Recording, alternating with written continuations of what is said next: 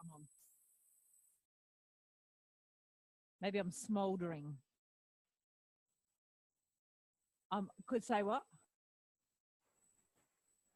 You're on. Yeah. Is my voice coming into the back room? All right. Find your mat and lie on it.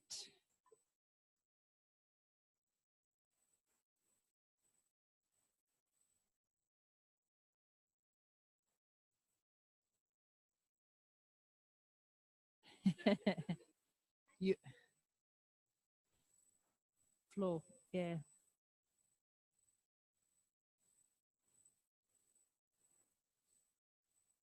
It's one of the for we're on. It's one of the for some people a big adjustment, and other people it's not an adjustment. Just it's the domain, an environment to be explored.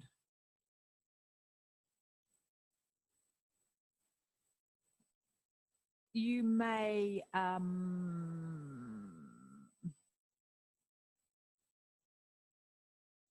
it's not always a good thing that we're going to lie down. When I say we, you are after lunch. But I have committed this transgression a few times this week.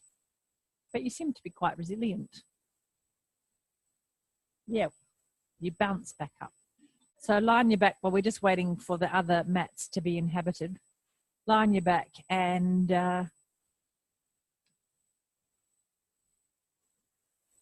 you can contemplate the experience of lying on your back. And is it changing over this week?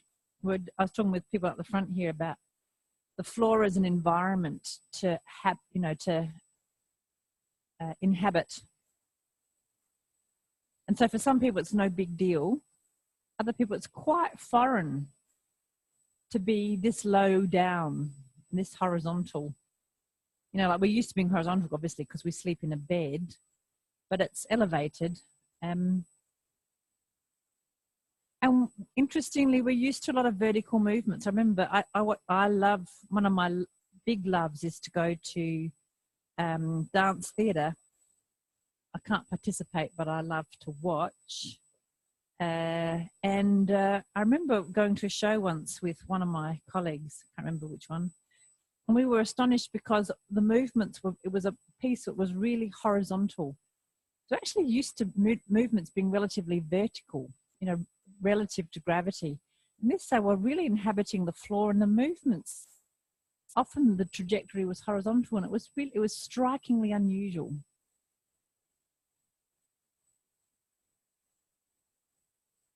So that's what we're doing in here, being a bit more horizontal. And of course, it is the environment that we started to learn in the most. And there's been a lot of anthropological kind of studies around where the culture is, the environment of a particular culture doesn't allow the children to be put on the floor because it's dirty, unhealthy. And those children develop differently because they don't learn to inhabit this horizontal kind of environment. Not better or worse, it's just different.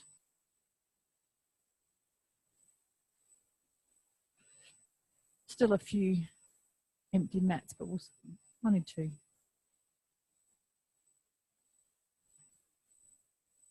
So you contemplated the experience of the horizontal.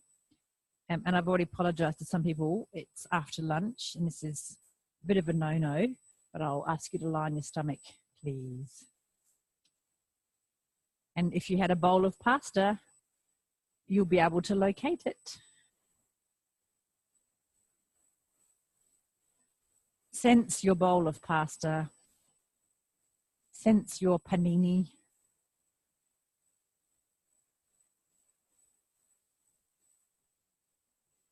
And have your eyes, have your head facing forward, so into the floor.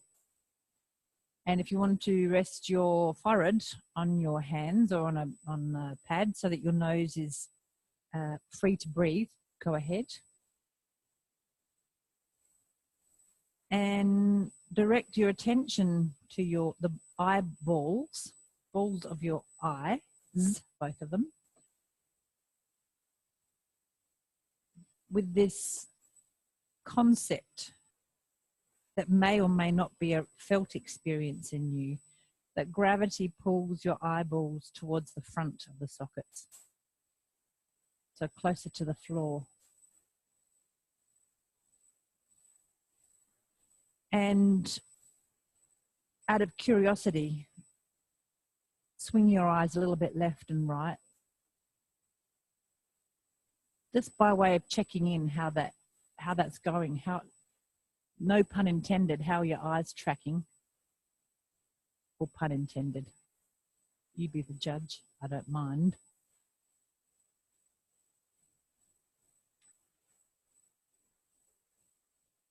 So left and right, and then tracking up and down.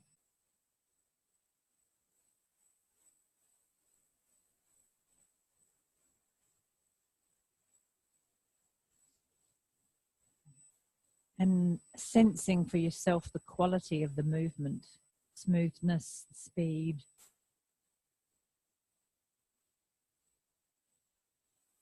And then let your eyes come to a rest, that resting point, with this conceit that your pupils are quite heavy, and they're falling into gravity. That was my brain putting together heavy and gravity, which is not a bad thing. Heavity, actually, it's a good word, isn't it? Let's adopt that. We'll put that in the lexicon, Jenny. Heavity. Sorry? Puberty. Oh, there's an association I wouldn't have come up with. Pubescent children do have heavity, don't they? They're very sluggish. They personify inertia.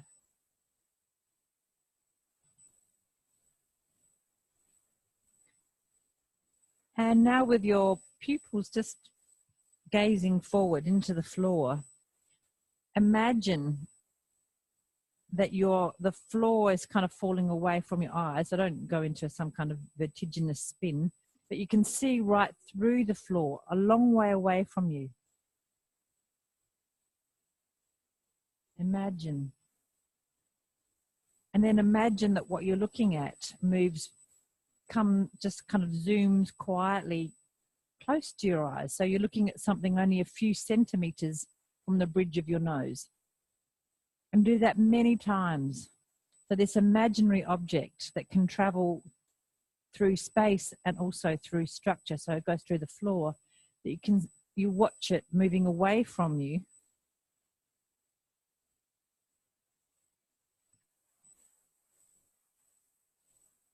And then you track it coming towards you. And it's in the middle, so you're not moving your eyes, they're not having to go left and right as such. Eyes closed, head still, and this is in your imagination, that you imagine that you're looking something, and let's say it's on the bridge of your nose, so your eyes are kind of focused on something very close to you, and then it moves away from you.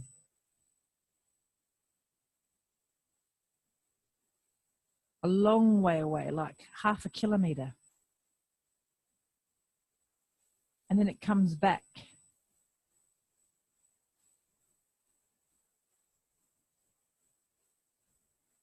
And allow the reality and the imaginary to blur a little bit. So do you actually sense a movement in your eyes? Or maybe not even a movement, but there's some kind of change in the state of your eyes.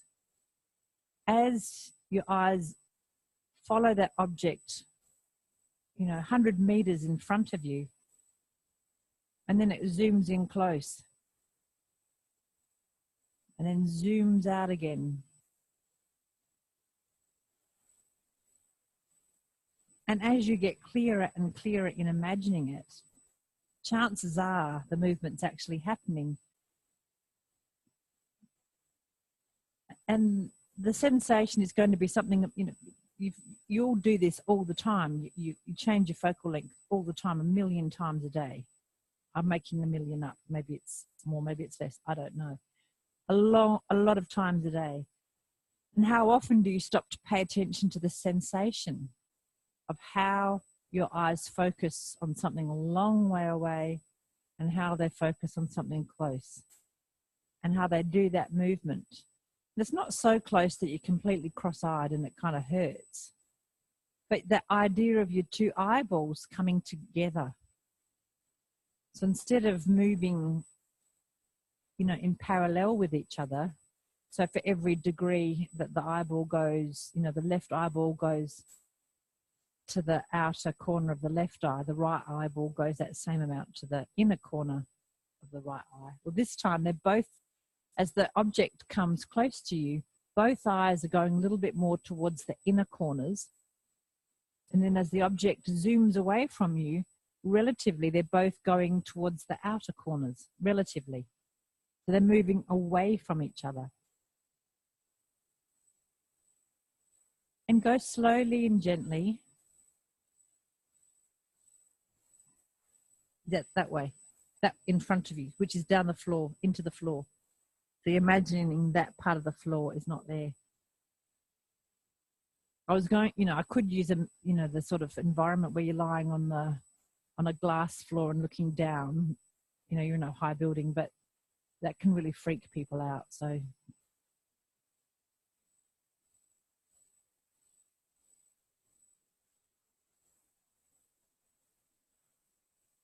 rest when you need to. And is it easier to bring your eyes inwards to look at something close to you, or is it easier to imagine that you're gazing off into the distance? So like, and in the movement, so it's the position of the eyes, which is easier, in or out, as it were, but the actual movement of it. And do you feel, can you track both eyes?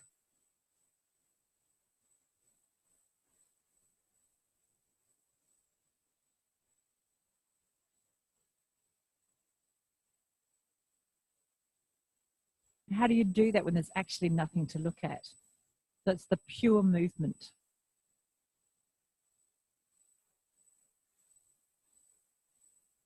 How do you know what you're doing?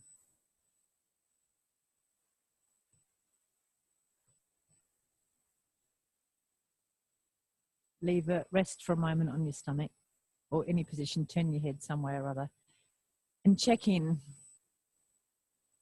You can get off your bowl of pasta if you need to. Lunch. What was it? Yeah, me too. I'm glad I'm not lying on my tummy. Bread. And if you're not on your back, roll onto your back.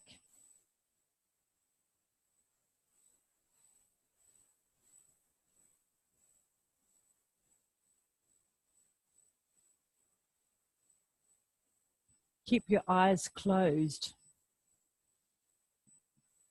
And again, sense the weight of your eyeballs.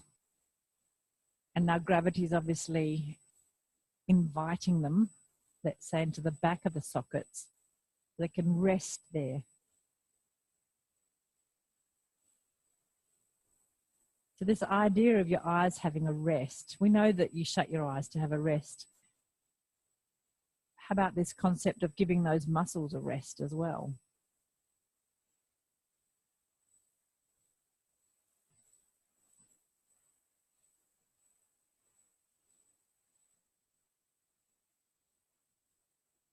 And none of you are going to go into REM sleep, so the eyes aren't moving because of, you know, the dreaming sleep, rapid eye movement sleep, REM sleep. Swing your eyes a little bit left and a little bit right in a very kind of laissez-faire sort of way. Just kind of plop to one side and plop to the other and plop and plop and plop.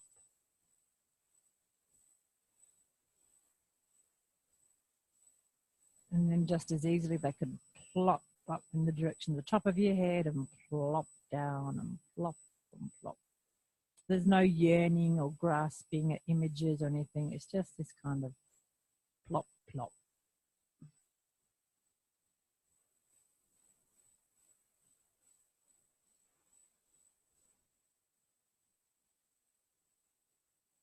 like there's no friction, no drama. Let them find a place where they settle, so where the pupils are resting forward.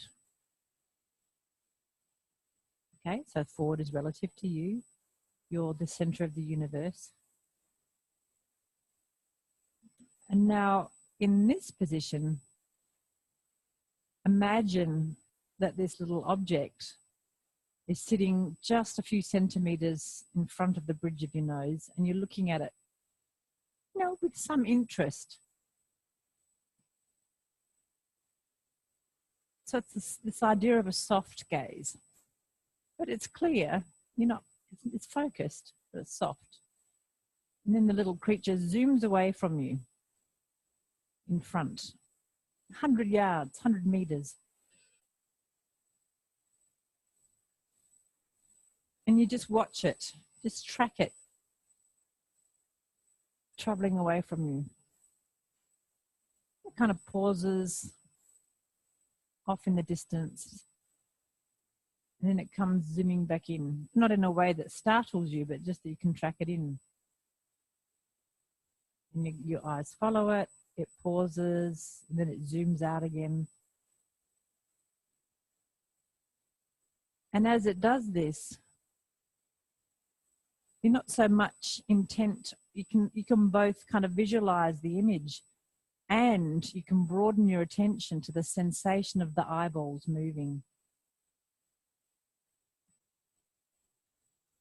And again, conceptually, chances are what they're doing is coming towards each other a little bit. So the pupils, both pupils are moving a little bit towards the inner corners, both of them inner corners. And then as the little object zooms away from you, your eyes are widening. The pupils are moving away from each other.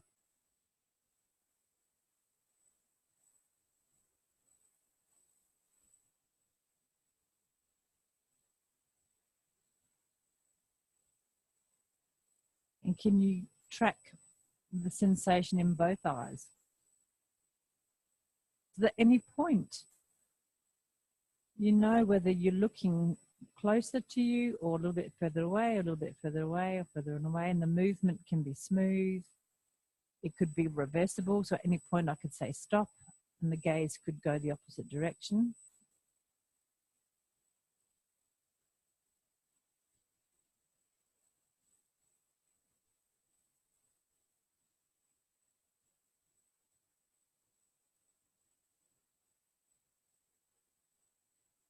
There's no kind of judders, or the judders are getting less. Judders is a technical term, that kind of movement. When, you know, often is when a muscle is fatigued, or it's too short, or it's in a shortened position that it's not used to. It's a protest.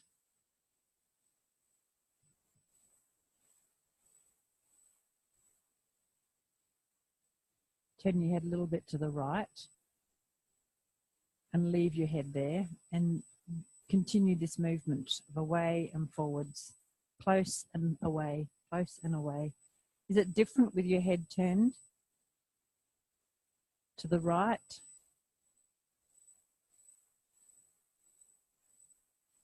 And if you're asleep,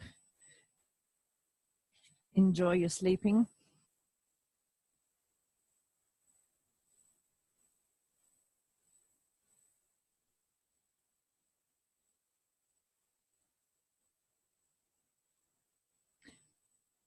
Turn your head to the left and do a few long range gazes and short range gazes with your head to the left. Is this different, or is it the same?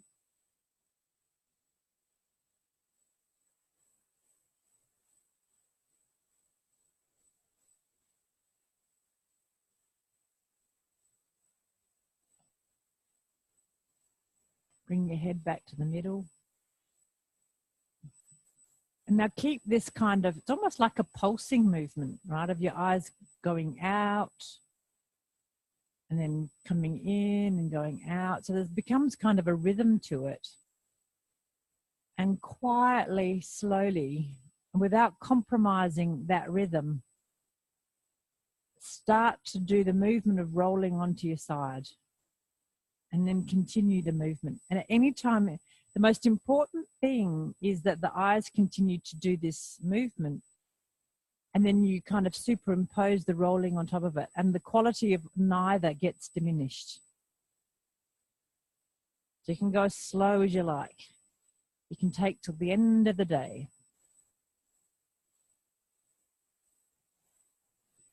I once had a group of very naughty students, and they would have, they'd pick one of them to ask me some question that would take me off on a tangent to distract me, so the whole lesson would go off on a tangent. I wouldn't have to do any work. Now that's naughty. You could do that. You could just take the rest of the day to roll onto your side, and I'd have to go along with it. And is there any point where it's harder to keep this steady flow of the eyes going a long way away and a short, then coming in short and going long, and then roll back onto your back? And can you track? Remember, we've been having this sort of concept that Zoran introduced of how many parts of you can you keep in mind. Can you pay attention to your feet and your knees and your pelvis and your shoulders and your arms and your eyes? So you have to go super slow. So not only are you rolling, but you've got your whole body in mind along with the eyes.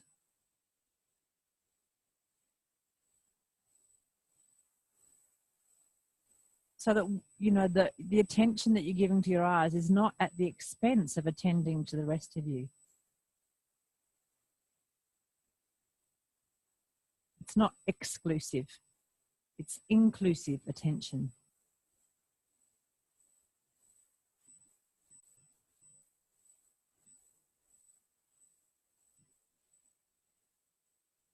And explore that movement of rolling and the inclusive attention, and find a way to, when you're next on your side, come up to sitting. Keep your eyes shut and continue the long distance, short distance.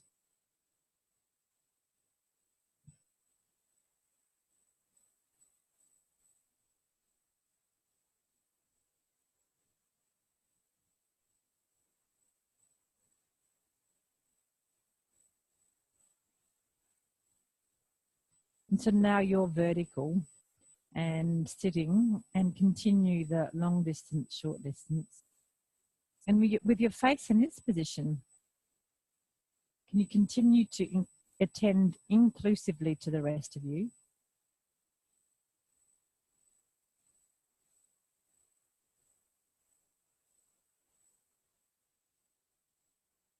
And what's it like to look into the distance in sitting? Is that more familiar? Because usually we are vertical, aren't we, when we're looking into the distance?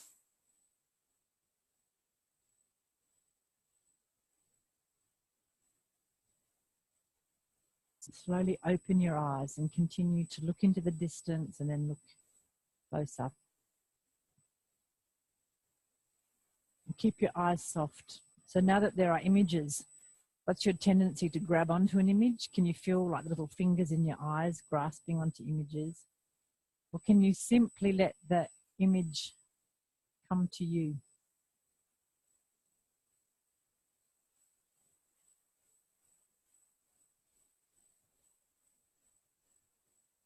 Instead of this idea or this sensation of your eyes going out to grab an image, so they're moving away from you, as it were. You gaze into the distance and get the sense that what you're looking at in the distance is coming to you, which is the reality, the light waves of whatever it is, the wall or the picture or the light or whatever.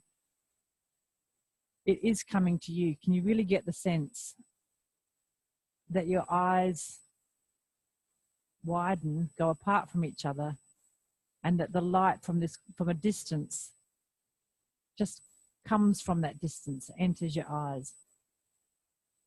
And then conversely, as you focus closer to you, still that sense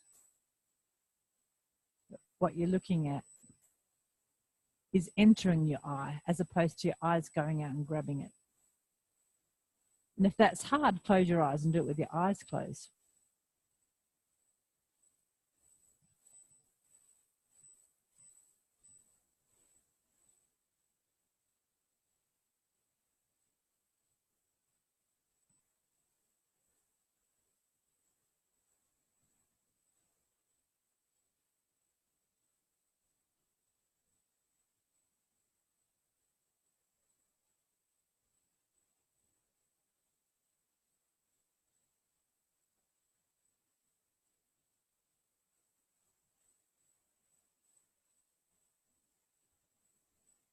And do you have a preference?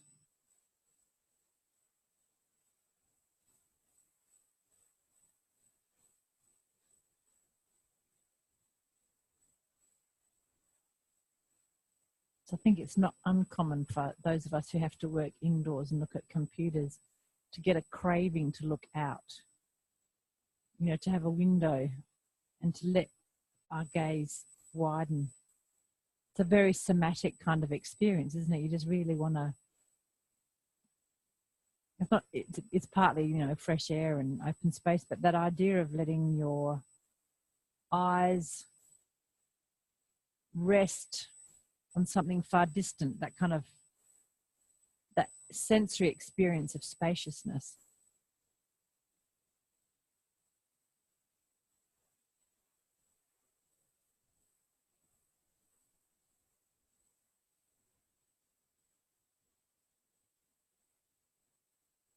But if that's all you could do, then you couldn't read.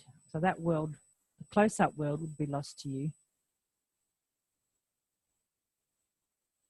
The reading world, reading each other's faces. So how do you transition between those two states?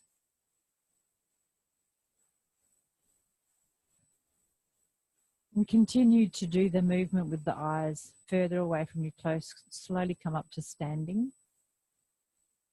And if it's hard to keep the movement going with your eyes open, close them as you come up to standing.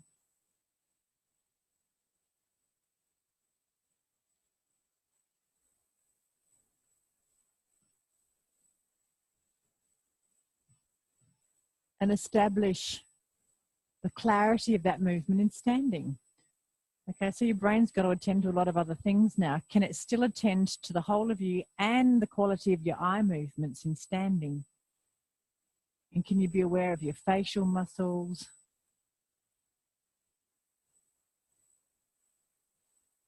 You might have become aware that, you know, as your eyes widen to travel away from you, as it were, the gaze travels away from you, that your mouth might widen, and don't do it on purpose, but just notice. There can be a tendency to do that. You can play with that. Not this lesson, but it's another lesson that you can play with that sometimes. And once you've established the movement, the sensation, the experience of your eyes moving away to the distance, away from each other, towards each other, away from each other, softly, gently open them. And even though your gaze is directed forward, you do have peripheral vision. So we've got these two kinds of relatively distinct kinds of vision, this central vision that you're playing with now, and the peripheral vision, you know, the color and movement sort of stuff. Be aware of that as well. So our inclusive attention now has a couple of kinds of vision, so that you're aware, even though you're not looking at them, that there's people around you. Slowly begin to walk. And as you are aware of somebody near you, softly direct your gaze to their face and really look at them, and then look into the distance, so that you start quietly allowing a real object as opposed to Pinocchio, who's not a real object.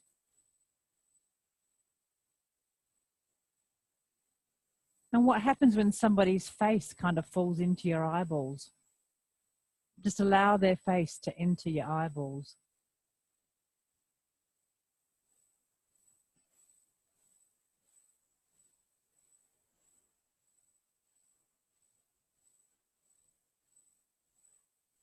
And then you can look away into the distance, and then another face will become apparent.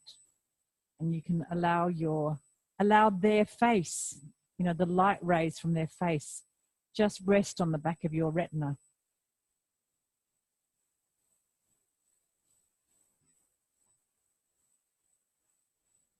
Is that a different sensation that their image is coming to you rather than you going out to look at them? Is there a different quality in the muscles of your face, in the back of your neck, and your breathing?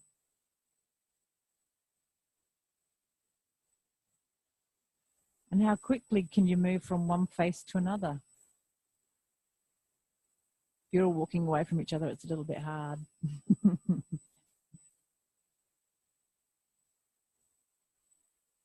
And because you're also paying attention to the rest of your body, you haven't got any brain space to make judgments about, oh, gee whiz, you know, their mascara is smudged, or, you know, did they really brush their hair this morning? Or, you know, there's nothing like that enters. You're just kind of looking.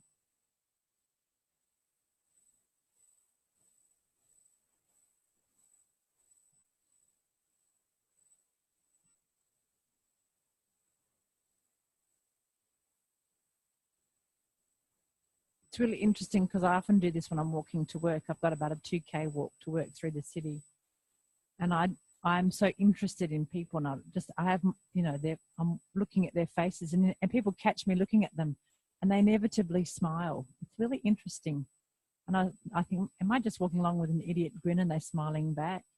I don't think I am. I think I've got a fairly neutral face, but it's amazing. You really, you know, you're not looking. You got a story, Narayan that I've been practicing over lunch. Yeah. No, Narayan, because you know what my mnemonic is for you now? An aeroplane. You're an Orion aeroplane.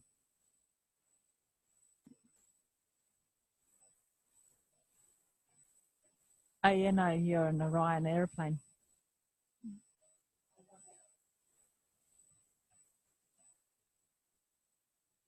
Yeah. Yeah. I'm not, yeah, you're right. Yeah, not everybody smiles at me either. But maybe it's just because I'm an old lady, they smile at me. I don't know. Not an old lady, it's a value judgment. In two ways. Yeah. Hmm?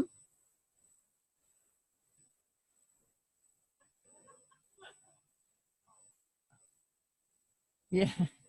Okay. Why don't you have a little chat about that? Why don't you extrovert a little bit about that quite introverted activity?